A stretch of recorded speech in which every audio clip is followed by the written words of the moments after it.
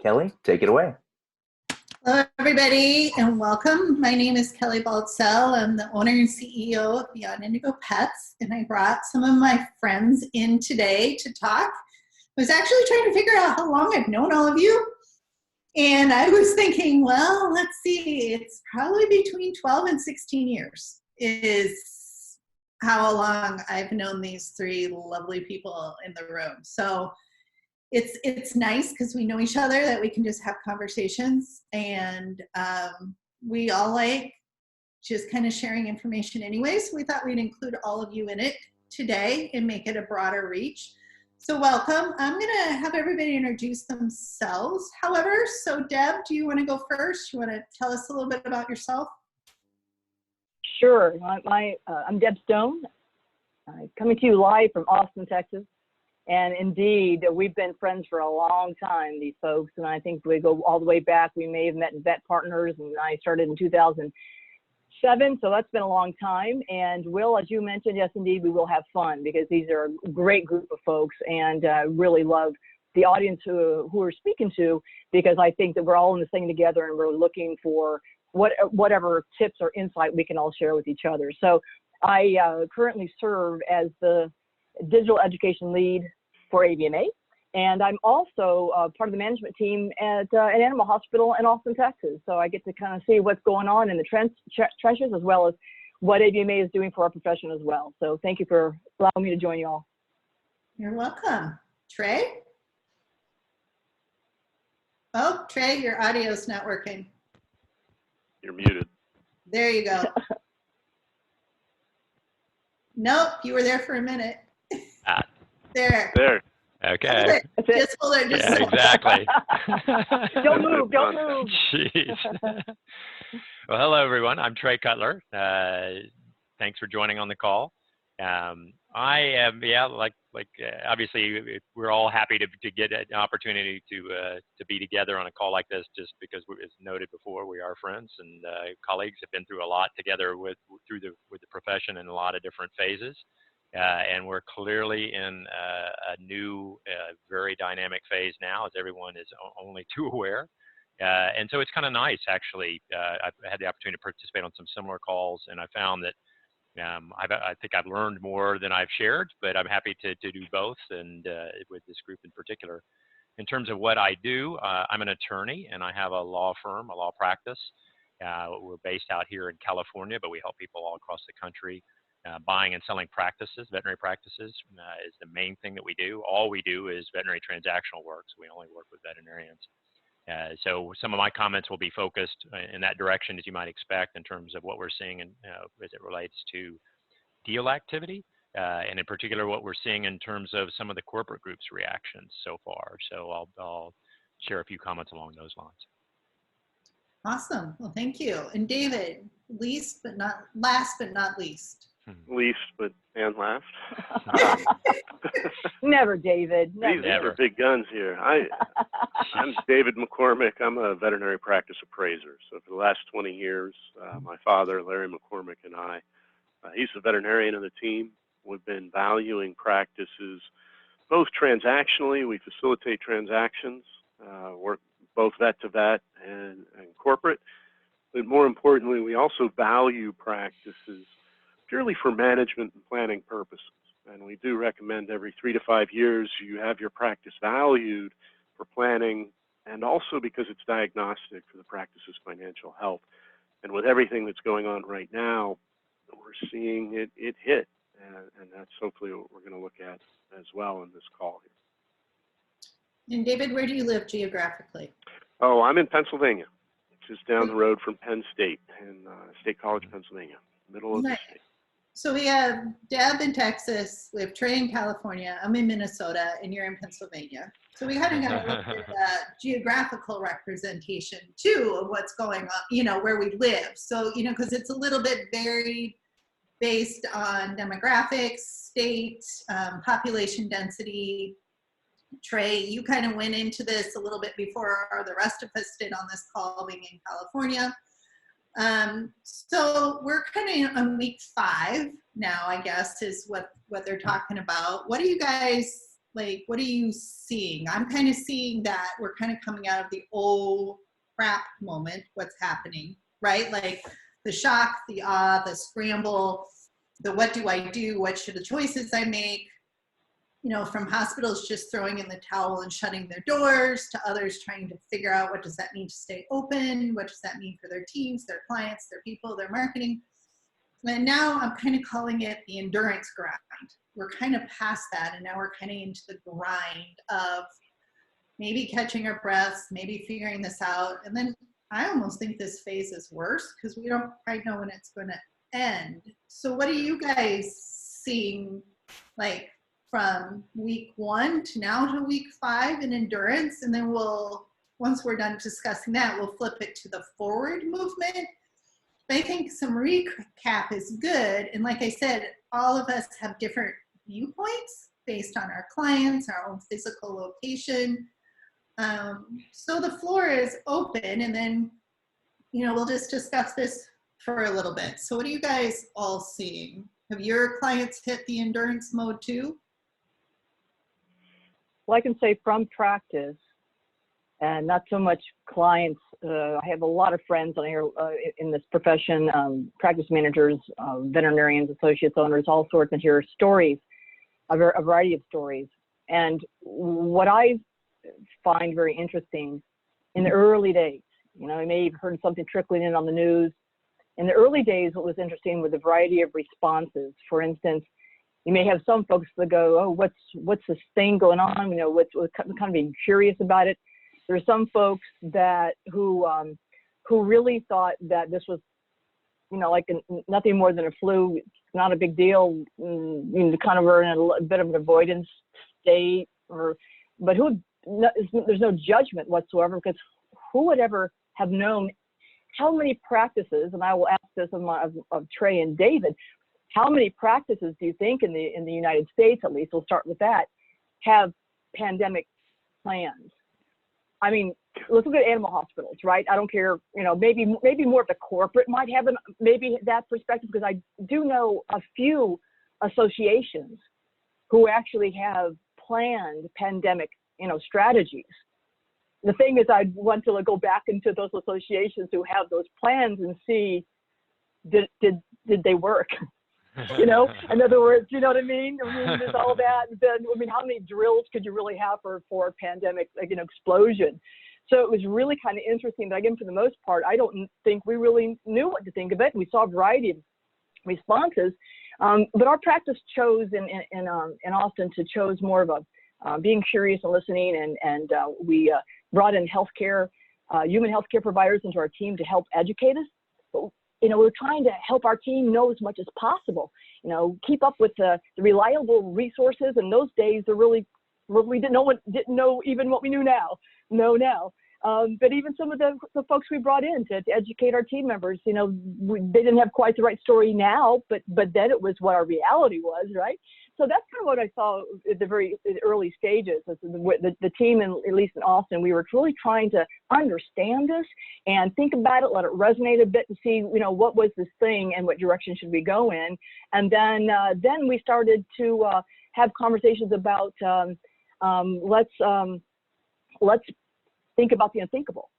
And then that's kind of what we've been doing over the last several weeks. I mean, who would have ever imagined, right? Now Austin's going to be about covering the faces, making sure when we're out there, we all need to cover our faces. So that's just something that my perspective, I'm wearing my managerish hat for the practice in the early days of the response.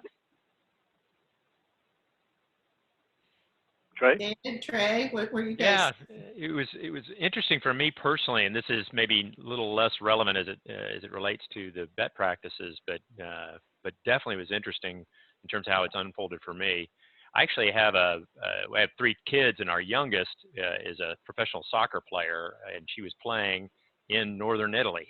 So she literally was in the red zone about 90 minutes outside. Trey, you need to move your mic. Better? Yeah. Yeah. Okay. Could you hear all that, or? 90 minutes outside. She was in the red zone. She was in the red zone in northern Italy. She's there to play professional soccer. She's actually back now. All right. Good? Yeah. Yeah. sorry for the hassle on the mic. And so what it felt like for us was actually looking into our future. So because what she was going through, it felt like we were going to go through here to one degree or another in the U.S. Now, it wasn't clear then, what it was going to be like. Now it looks like it's more, as maybe it's easy to say as you might expect, you're going to get more flashpoints where it's more serious in some places than others. That's certainly foreseeable. It's a great big country that we have here. But what that general process of not taking it very seriously to, oh my gosh, this is real serious, to, no, man, this is real serious. That whole process, we got to kind of experience through her eyes and ears a little bit. And that was, I found that personally helpful, because I just felt like we all struggle with wrapping our minds around something that's new and unexpected to one degree or another. And so having the ability to do that a little bit was nice, and I think it helped. Once we started getting client calls, and the client calls were primarily focused initially on things like, what do we do in response to governor's orders, as it relates to whether we have to shut down only for providing certain types of services, or as it relates to PPE and what we have to do with that, and so there, and then of course just the fundamental challenging conversations of the balancing act we've got here between continuing to provide a very essential public health service while also wanting to make sure our staff is safe, and also trying to protect the financial survival security of these businesses. All of that all wrapped up in one. That's a lot. And I agree with you, Kelly. To me, it feels like it's been what I would refer to as kind of initial chaos stage, and we're through that. We're all, I think most of us, wherever we are in the country, I think most of us are now adjusted to, there is a new reality, and how long will this last? My sense is, I know we'll talk about this more, but my sense is we're probably in this part of the stage for a little while. And that's hard, Yeah, the uncertainty is hard. The uncertainty is hard, and the human being does pretty well if you have an end date.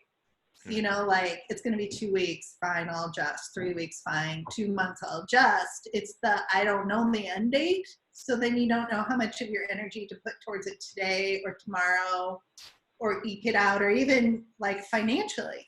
Like, how do you do your cash flow? How do you do your P&L sheet? How do you do your budgets for this? How do you appraise your business during a time of a world pandemic? I mean, it's just, there's so many unknowns. That's exhausting, and it wears and tears on you, right? Yeah. David, what are you seeing on your side of the country, you personally, and then this with all your clients? Yeah. My clients I'm with Simmons and Associates, and I'm limited to my territory. So all of my clients are kind of the Great Lakes, Michigan, Indiana, Ohio, Pennsylvania, West Virginia, and East. So Virginia, New Jersey, Delaware, Maryland. And I'd have to say that my clients fall into, by and large, the majority, because we're actively doing valuations with 2019 data, which no longer reflect reality. However, my team and I, on the different conference calls we've been on, I think most appraisers, both within the profession and outside the profession, are recognizing this as a temporal impact, meaning it's a snapshot in time. Practice values by themselves, assuming there's a recovery, are not going to be impacted. And we're seeing that in the market as well, which will probably come back around. But the way that I'm seeing this with the practices we're in touch with right now, because of the valuations we're actively doing, the majority of them are adapting. And that, I think, for every practice manager, practice owner, the adaptation step is key. The ones that are adapting are still busy. Many of the ones I talk to are incredibly busy. Yes, appointment times are now 40 minutes, and it's curbside check-in and the video conferencing or phone conferencing with the client that's in the car, and one patient at a time in and out. But they're busy, and this is true with ER centers, multidisciplinary specialty centers, 3, 4, 5 doctor practices, as well as one doctor practice. And they're reducing their hours, Monday through Friday, limited date time, and most of that, the hour reduction is not because of caseload, they can't fit them all in, but it's because their staff is rising to the challenge and working really hard. And so to help the staff, they're decreasing their daytime hours to give the staff more home time, recover, mentally, physically come in the next day and work hard. And we've heard the stories of having 2 shifts in the larger practice. Team A does a week, Team B does a week. So yes, the practices by and large are busy and cranking. However, the revenues are down. And you can see that through vetsuccess.com, their COVID chart. This month, things are down. I had it pulled up here. 13, in the 2,500 practices, they have 13% this month so far, and invoices are down 16% year over year for April. But so even though revenues are down, expenses are down because the support staff is being shaved a little or staged, staggered, or members of the team are being furloughed because they have elder care at home or kinder care, so the young children. But by and large, the practices that are adapting are continuing to survive. And I think that is key, is the practice adapting. And the ones that are, we have transactions, buying, selling, vet to vet, vet to corporate, which I know, Trey, you're going to talk on, actively happening. I had a closing last Tuesday. I also have a couple of clients, though, for whom the impact has been dramatic. They had to close. Whether it was a staff member had COVID symptoms or a known client came in and had COVID after the fact, and so they ended up having to close, or the staff members. Fortunately, I think even though revenues are down or the businesses are closed, as a temporary impact from the value perspective, cash flow perspective, there's going to be a consequence.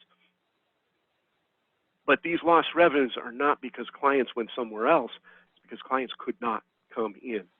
So I do expect there's likely to be an economic recession or consequence at the end of this as well. We'll have to struggle through. But I think the veterinary practices, if they are adapting and preparing, they are going to bounce back. It's going to be a rocky year. It's frustrating we don't have a timeline. I'm expecting, and it varies by part of each state too. Even in State College with Penn State University, we've only had less than 20 cases, 70 in our county. But if you go east of Philly or west of Pittsburgh, it's devastating. So it's going to continue to shift and move, but I'm thinking 3 or 4 weeks before we start returning to most practices return to a more normal schedule. I just want to second what David mentioned. Then, David, you have clients, and actually you really described very well what is going on in many practices, and the demand, and at least I'll speak to our practice and some of my colleagues' practices are the demand for veterinary services and care is, still healthy and explosive. But the revenues are down in large part because of what David mentioned, extending the appointment times. Our appointment time is 30 minutes, but we had to extend it even more for the transaction. Let's go, somebody goes out and goes curbside and gets the pet, minimal conversation. Let's say the pet's an e-conversation before they got there. E-conversation after they leave. I mean, there's that transition going back and forth, which is at a time. But I'll say that again, I second, David, what you just mentioned as far as the activity in the practice. I do think that, again, keep in mind, be mindful of thinking about the unthinkable, of who would have imagined that a practice may have to close down for X amount of time due to a virus. And again, I think those practices that, again, have leadership that's really on top of things and really keeping up with reliable sources and staying informed and being transparent. I think what is really helpful too about having our teams together, because as Kelly was talking about the human being part of it, these team members in there who are wearing masks and going back and forth and bringing in these pets, the toll that it's taking on them, therefore some practices making a decision to reduce hours or close up the weekend just for their own well-being is tremendous. I mean, some of the feelings and emotions that the team members are expressing are anything from not being able to sleep, to not wanting to get out of bed, to having high anxiety. And then one of the biggest thing is the unknown, right? And that's a lot of the folks in our profession, we like to know. We like to have tasks. We like to check things off, and we like them done. And that's not really happening in our world at this point in time. But Dave, that was pretty much spot on as far as what we are doing in activity here in our Austin practice. Awesome. And at Beyond Indigo, we just keep telling our clients, you got to reach out. You got to reach out. You got to reach out. You got to reach out harder and more during this time, because people, when they're fearful, like your pet owners, they're just like all of us, when we're fearful or we're scared or we're stressed out or we're exhausted, we don't hear things so well. We don't retain things so well. So you got to repeat it, even though you've probably felt like you've said it 1,000 times. You got to say it again. Okay, these are our protocols. This is how the protocol works. Yes, we've already told you that on the phone, but we're going to tell you again because maybe you didn't hear it because you have kids in the background or you're worried about the dog or, you got work going on. So communication is the key. And one of our things is if hospitals do have a little extra time, and I know Debbie, you and I talked about this, or there's staff that doesn't want to come in for whatever reason, pick up the phone and start going through your client list. Start calling the people who come see you the most, or your chronic cases, just to help reduce the pet owner's fear maybe a little bit. Do they have food? Do they have medicine? Are they doing okay?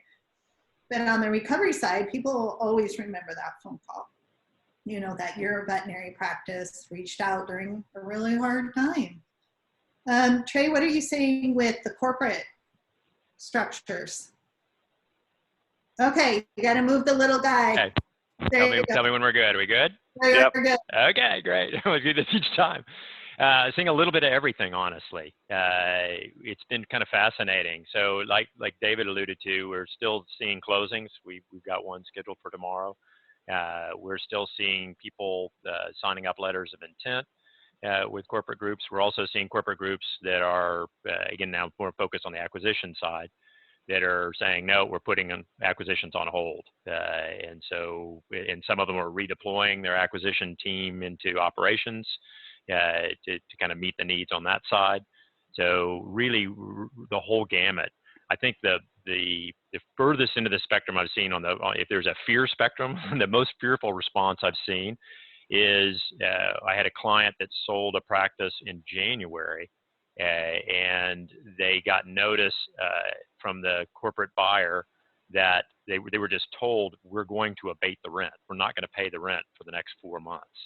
So they didn't get asked. They got told that, and then they got the same corporate group sent a notice out to everybody saying, thanks so much. We appreciate everybody cooperating with us, as if there was some choice given it. So it's like, okay, that's one approach, but to me, that just shows like we're human beings.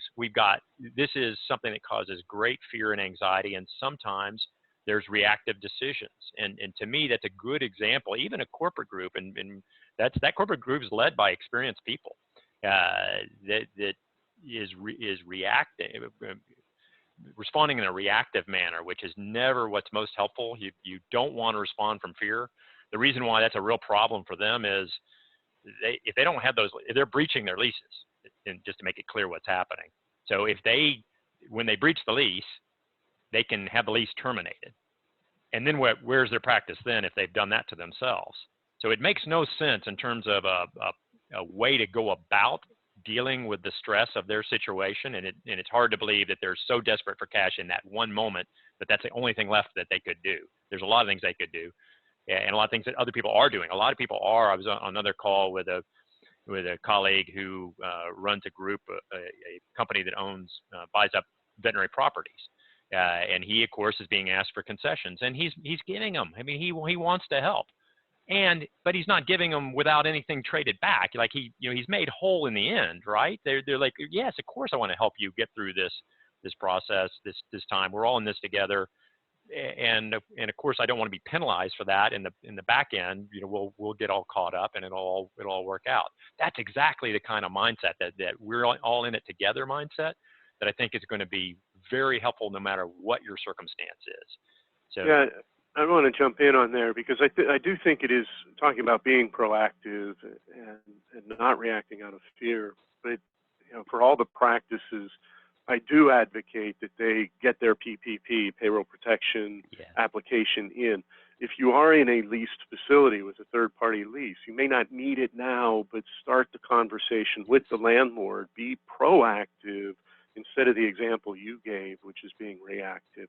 Most landlords are understanding, as you just gave the example of somebody that is a landlord for multiple properties. So I do think, and that's part of the recovery process too, because this is endurance and recovery. Well, if you get through the endurance phase by being smart, by protecting your team, and I think that is key. And Deb, you mentioned the protocols. You need to follow the protocols, because think about, what if one of your staff members gets sick? You're active, you're open right now. But if somebody does get sick because they were exposed, not following protocols, oh, just this once, oh, you're such a good friend. One member gets sick, your practice is closed, period, for 2 weeks. So those protocols are important. It's not just to protect the clients, it's to protect your team and the business as well. And that's setting things up, because if you can get to the endurance, and we're in an endurance, a race right now, a walking race, we're taking it 1 week at a time, but we get through that, we can get to the recovery if we get through it. And that's the key, where the PPP and the protocols and your landlord, et cetera, helps protect what's there now. Right. And I second that, David, and getting to this whole, recovery, and it's what we do now. And then Kelly mentioned earlier, as far as when I'm not sure if we get to another side, but when we get to a different place, when the world is open a little bit more, right? And we're maybe looking back on this, as you call it, what a temporal moment, David. If you look back on this, and that you're right, Kelly, I do believe that folks will remember, whether the clients or all stakeholders remember, how they were treated and processed along the way during those times. How many of us have received an email from Delta Airlines or Southwest Airlines or hotel or something like that, saying AT&T or whatever it is? I mean, I'm not endorsing anybody, but you get an email from them saying, here's what we're going to do with and for you during these times, right? Kind of letting them know we're here now, so we'll be with you on the other side too. Again, not the other side. And I think those protocols, David, are just so critical. And they don't sound sexy, or there's some boring or whatever, but they're so critical. And at least I've seen it in my practice as well as other practices, and those protocols have oftentimes been kind of fluid, contingent upon what we learn, right? It's gone from maybe we don't wear a mask all the time, so we're wearing a mask all the time. Those protocols are really critical, because there's so much at stake if we are just taking the easy way out or taking a shortcut. This is not the time with this crazy period to take shortcuts because of the stakeholders and how we can be impacted in just a moment. Right. And it matters. It really does. From a marketing point of view, I can tell you, like in 2008, the hospitals that recovered the best or the quickest, I'm not sure the best, let's say they bounced back a lot quicker than everybody else. We can all think about 2008. They marketed, they reached out, they took the extra role, they were proactive, like David said. They started talking to all their vendors, they talked to their teams, they reached out to their community. I mean, they worked harder, not less, and then they did better on the recovery side, right? And it's hard. And it's hard now, because this is a little bit different than 2008, because we also have the whole virus thing we're trying to learn about on top of the financial thing that we're dealing with. And it's a learning curve. So you're learning, you're growing, you're writing the textbook every single day. Like one of my friend's daughters said, so, hey, Mom, what did you do during the pandemic when you were a kid? And she's like, no, this is new, honey. This is a brand new thing. The adults don't know what they're doing either. They're figuring this out every single day. So the adults are working on this too, right? This is not something the adults kind of have any experience over. And it's true. We got to remind ourselves that, like, every day we're writing the textbook, that somewhere some kid and someone's going to read, back time and go, wow, what was that like? Sort of like I asked my grandparents, what was the Depression like? And my grandparents had different stories we'll have those too, right? When we have a moment to think back about it. But reaching out is good, but the recovery stage, I think, is a multi-factor. And you guys have already talked about it. I mean, it's yourself personally, taking care of. Two, it's your, your own personal, social, and support group. It's your businesses around you. It's also your community. It's your client, right? Trey, you said we're in this all together. We are in all of this together. And I think how we pull together and how we work together for the greater good is going to define us moving forward. What do you guys think about that? You guys see well with the recovery, or your comments between 2008 and now? Well, I'll just say something. When you said 2008, it's so interesting you said that, because I was just having a conversation with one of my friend's colleagues about 2008 and remember those times, what was going on. And it's not quite the same thing. However, I do recall, gosh, that's quite a long time ago, isn't it? I recall having those conversations with team members about the state of affairs. Pull our team together and talk about the state of affairs. And it's interesting now we're having these town halls, these regular town halls about the state of affairs and being transparent and what it means to them, and just open up questions. And because it just, I think it makes, again, that process when we're all in here, all in this thing together, authentic. We're all in this thing together, and ask those tough questions. So thanks for going down memory lane with the 2008, Kelly. Yeah, from my perspective. No. Yeah, you gotta tickle it. There we go. You got to find the sweet spot, Trey. No, it's still not working.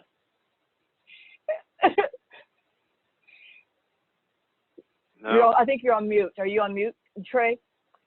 He needs duct tape with that thing. Duct tape fixes everything. It does. No. He needs a new pair of headphones. Need a new. Can you hear us, Trey? Can you hear us, Trey? What if you just took that off and just talked to the computer? Would that help? Do you have a microphone on your computer? But while he's doing that, I think the recovery, is that fixed? Is that working now, Trey? No. He's working on setting that up. I think a lot of practices need to prepare. My expectation, we're going to recover, and I think most good practices will. Yeah. The ones that, like we talked about, are being proactive and coming up with a plan. I think it's going to be a slow recovery, though. We're going to return to being busy, but then we're going to be hit with pet owners whose cash flow personally in their household has been hit. And they're taking care of things right now, but they've lost their jobs, or maybe not lost, but been without household cash flow for a few weeks. And that's going to maybe slow things down. So I think it's not going to be a snap and bounce back. It's going to be a long, slow, maybe into next year. But I think we are going to recover the practices that were growing. And I had many of my clients, not all, but many, were having a terrific January, February, even March was going great, and then suddenly hit the brakes and get pulled way back down. We're not going to bounce right, most practices I don't think are going to bounce right back into the gangbusters way that we were working, but I think it will recover, and we're going to get through that. And this really is an opportunity similar to many of the practices that recovered strongly in 2008, 9, 10. The ones that had a budget, that are working on a budget. Yes, your old budget just got thrown out, but now come up with a new budget. What is working? Redefine things. Come up with that plan. How are we going to reach out to our clients? Deb, I love your idea. I'm going to steal that, actually. You got an employee at home, print out a list of clients, drop it off on their front porch. They can wipe it down and spend a day, kids are napping or whatever, just calling clients from a home number. Make notes, leave it on the front stoop. A member of the team that is working can pick it up and put the notes into. They've got all day.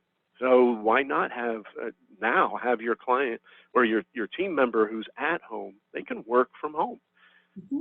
calling clients, just checking in. How are you? What are you doing? That kind of personal outreach. Yep, the practice is open. We're having, our home cat was scheduled for a neuter that got delayed. I have some clients that are delaying neuters, others that are considering it to be essential. So, but the ones that are adapting and doing the budget, redefine the budget, the solid business core, they're going to get through that recovery a little more prepared, a little more active, I think. So redefining your budget can be the #1 thing to do right now because it's being redefined for you to take advantage of that time. I do want to fully disclose something. Kelly and I have had conversations off of this call about doing those kind of activities. Our practice actually has had conversations about setting up those kind of activities. But Kelly basically is the one that first discussed this, first initiated the idea, and we robbed it from her. So I just so I'll give credit. Yeah, give Kelly the credit. I'm pointing down here because Kelly's underneath. yeah. We stole that idea, and it's a work in progress. But I want to just be honest. How's that, Trey, for being forthright? Ethical. There you are, Trey. I'm back. Great. Hey, Trey. Yeah, hey, Trey, what were you going to say? Switched over to the dry land there. Sorry for all the inconvenience with the headset that wasn't working properly.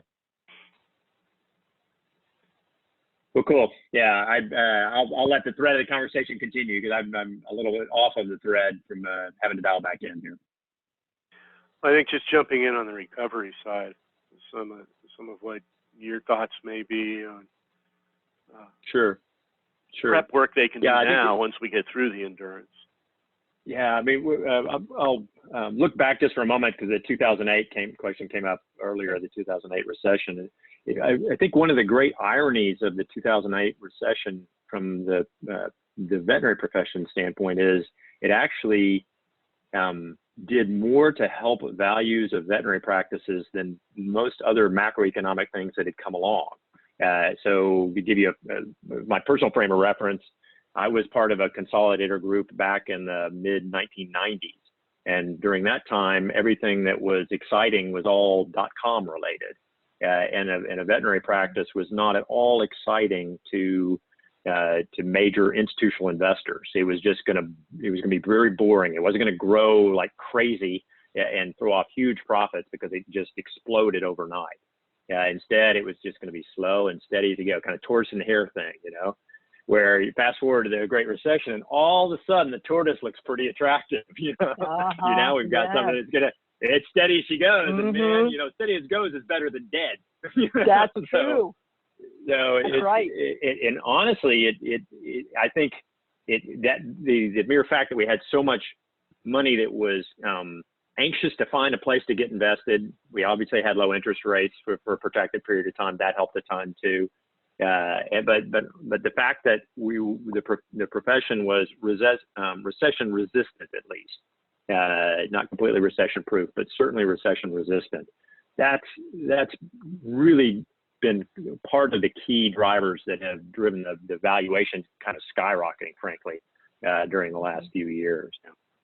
It was interesting to me. One of the things that a few of us were watching closely was to see, Deb, you're in Austin, the Pathway transaction and what happened there. Pathway is one of the larger corporate groups, and they were scheduled to close. And we were curious, are they going to recapitalization, a sale of their company, or basically a reinvestment of their company, and would that close in the middle of all this? And the answer was yes, it did close in the middle of this, which again is one way of looking at, okay, is that an affirmation of how major institutional money sees this space, which can help all of us individually, not just in the evaluation of practices, but frankly is just a confirmation that we're still you're still maybe the tortoise, but man, we're still the tortoise, and that's a good thing. That's a very, very good thing.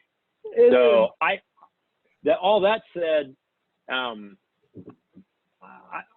always one for planning for the not the worst, but for what I think is foreseeable that could be very difficult, and then let's get pleasantly surprised if it's not that. Right. So I what we're counseling is, look, we've proven with this recession that it can start like a light switch. We can all of a sudden find ourselves in a recession. We're not used to really experiencing that quite like this, or at least I'm not used to seeing it quite like this. Even in 08, we were already in a recession. It just wasn't a great recession yet until all of a sudden it was. But here, this is like a light switch. And what I don't think is likely, I've never seen any evidence that any recession ever has been like a light switch the other way. Like, okay, now we're all back. It doesn't seem to work that way. And I don't have any reason to believe this one will either. That said, again, we're fortunate to be in a part of a profession where, we're critically important. What we do really matters. I personally had to take Lola, our dog, into the vet right at the beginning of all this. And man, was I grateful, incredibly grateful. And Janice, my wife, that, we didn't have to be worried whether Lola was going to live or die, because our vet was available to help us out, notwithstanding the craziness that's going on. Mm-hmm. And so that will always be the case. You will always be needed. And that's very reassuring and also challenging when we've got the health issues that we have in the immediate moment. But those health issues, we're going to continue to balance that, and storylines will play out, and there'll be some negative storylines, as there already are. But for the most part, we can expect that as we continue to do the things that seem to be working pretty well for, like the protocols that everybody's been talking about on this call, reason to believe that that's going to continue to hold us in decent stead as a group. And so continue to do that, but then prepare for a longer haul. Don't be cavalier, whether it's for your practice or for you personally. Pay attention to your cash flow. As David was commenting earlier, be proactive. Yes, absolutely. Be proactive. If you're a practice owner, talk to your landlord, even if you're not yet asking for something, initiate the dialogue. Absolutely right. Do things to prepare for a longer haul. And then if it turns out to be like, it wasn't that bad, great. Yeah. That's awesome. Just thinking of Lola now, it really reminds me of many of the responses of clients. I mean, think about what they're seeing, what you're coming out to my car to get my dog. I mean, what is that about? Yeah. They have adjusted, talk about adjusting. They've adjusted. Our world out there to see this happening, it's just amazing how they've adjusted. They're so grateful. And that leads to something else when we look at endurance, how, getting through, and then recovery. Something that I'm also seeing in my practice as well as others is this thing called telemedicine activities. The hot thing, right? Right. Honestly, I believe practices are now, I've almost, I hate to say, been forced to look at that, but again, maybe it's a good excuse / forced to look at that, especially when we're looking at boards, across the U.S., being a little softer on everything from CE requirements to keep the licensure to the whole telemedicine activities. And I think that also, I believe that's something else we're looking that might help us endure, but as we recover, what does that look like? In other words, I think, and I'm just speculating, I don't know, because, there's been a form of telemedicine that we've been doing for a long time, right? The phone. We've done the phone thing for a really long time. It's just that now, what does that look like in our practice? From going to the phone, to the online, to photos, to all those kind of things with this thing called a VCPR, right? So it's interesting to see how the practice has embraced that to help maybe streamline their processes, and as well as being able to connect with folks that, again, well, what if there's a veterinarian who can't go to work because she doesn't have any childcare? Could they do more of that at home? And that's another thing, kind of going off of that idea of Kelly, calling people. What about those veterinarians or those technicians or whoever it's going to be that just can't get to practice? Can they do something along the lines that's going to be within the realm of VCPR and telemedicine these days? Interesting thing is going to be, then what does that look like when we get through, right? When we're kind of getting into the recovery stage. So it'd be interesting to see those practices who actually have adopted or started to use do telemedicine in their practices now.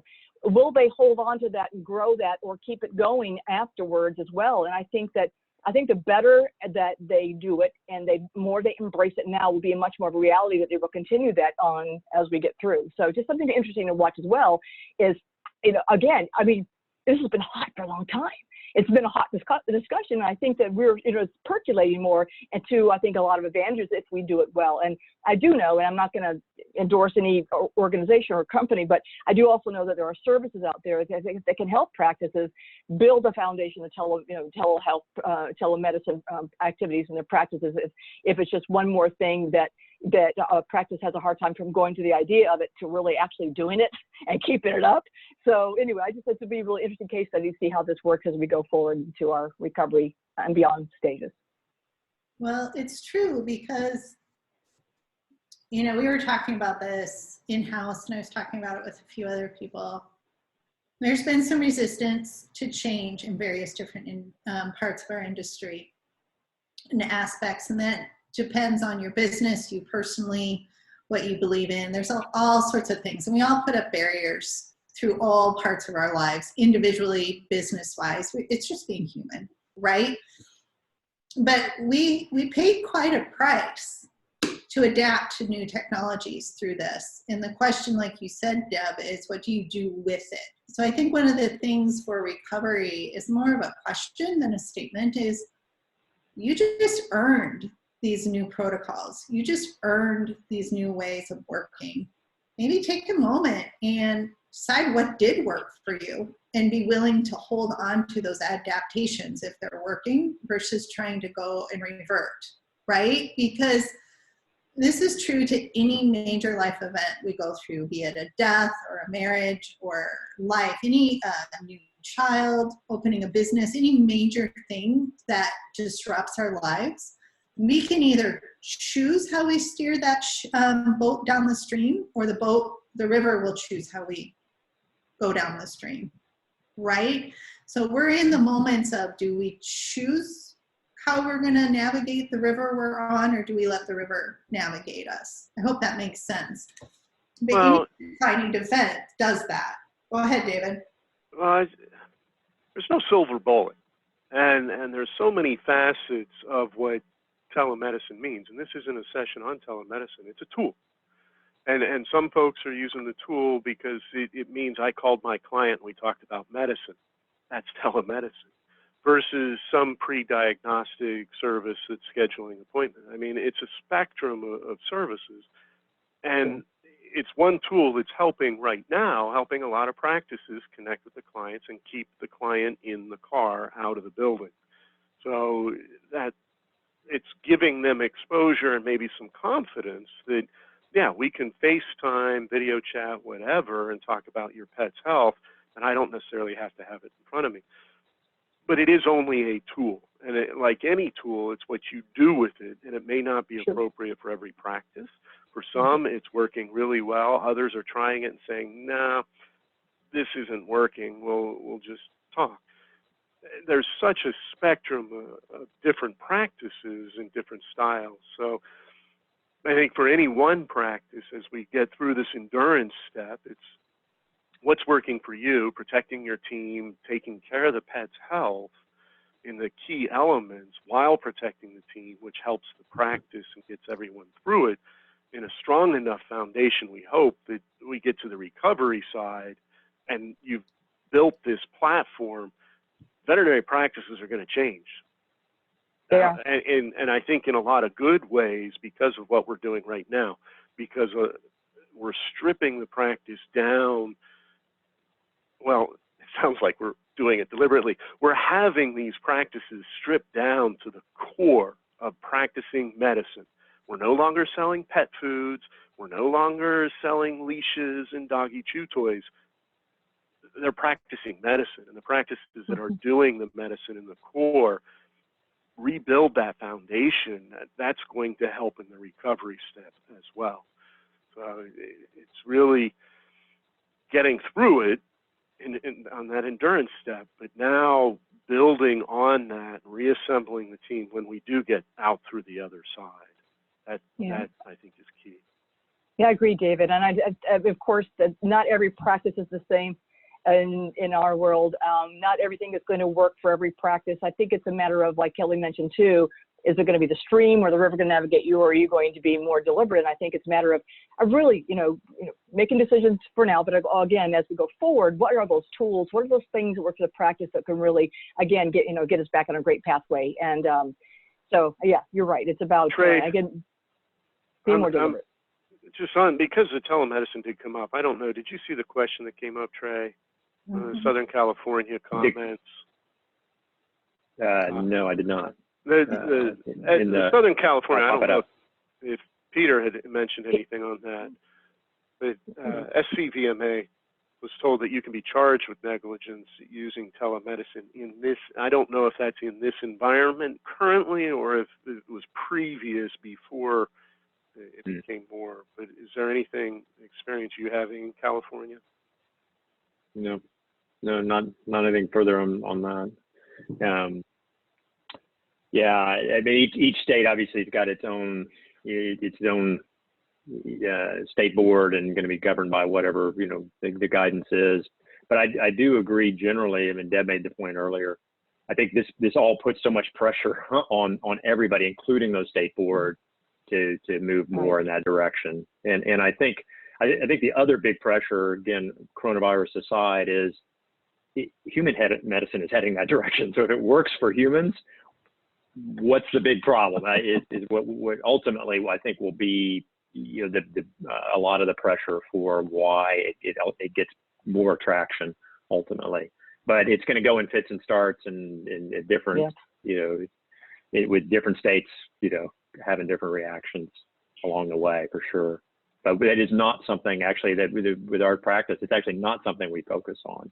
So if we hear about it, it's like you would anecdotally having a conversation with Peter Weinstein. That's how we would hear too. Yeah, exactly. Yeah. So for this particular question, though, I would imagine, since you're right, all the boards have their certain criteria and their viewpoints. Actually, likely going to the board sites. I think Texas, their board, they talk about where they are and what's using the VCPR and whatever. So perhaps a great resource for this would actually go to look at the board website about where the stance is on the telemedicine. I think that might be a great place. Also, I'm not quite sure if AVMA, I know AVMA has tons of links about what states are doing and possibly on their COVID site. Perhaps this is going to be listed as well. Forgive me, I don't know about these particular states and what they think about telemedicine, but that's something let's start with the state board, I would imagine, first. I am definitely not a resource for any of I know. Just to be clear. We have Dr. Chess Trimble on every Wednesday on my FaceTime live at noon Central. And every week we've had her on, she's just like, it's changed again, guys. It's changed again. And so that's true. Kind of my takeaway is it's changed again. Yeah. So. Yeah, it's almost a little bit, I'm always cautious to say, here's what something is, because again, we're seeing things like, in a day or a week kind of drop in, will be soft or a little nebulous or a little unclear, so anyway, again, going back to those resources, I think is a really good place. Yeah. And those people are just running ragged, when I go and talk to like the Minnesota State Board, they're just like, oh my God, it's changing again. And I'm like, oh yeah, definitely. And that's part of the exhaustion, right? There's this constant hum of the unknown and then the amount of change and then what do we do about it moving forward? And that just kind of adds it all together, So to wrap it up here, I think we've had a really good conversation, and our conversation is kind of indicative of what's going on in the world. We know some things. We don't know all things. Things are changing day by day, not as quickly as in the beginning, I have to say, and I'm somewhat grateful for that. But then the endurance has its own challenges because it's a marathon and not a sprint, right? There's certainly in the beginning, there was a lot of adrenaline rushing and figuring things out and stuff like that. Now it's kind of a different time set. And I think everybody had some really good points about recovery. Kind of think months, not weeks for recovery. Look at your cash flow. Redefine your world as of today, not yesterday, because today's a new day. and maybe keep open-minded about redefining today, because tomorrow may be a new day and today might be old news, right? I mean, that's just kind of how it is. I would also add in there, kind of keep talking, just like the four of us are talking. I'm a huge believer, your community is your greatest strength, however you define that community. Agree. Absolutely. Well said, Kelly. Mm-hmm. And that, you know, there's so many different levels of community, but in your work environment, talk.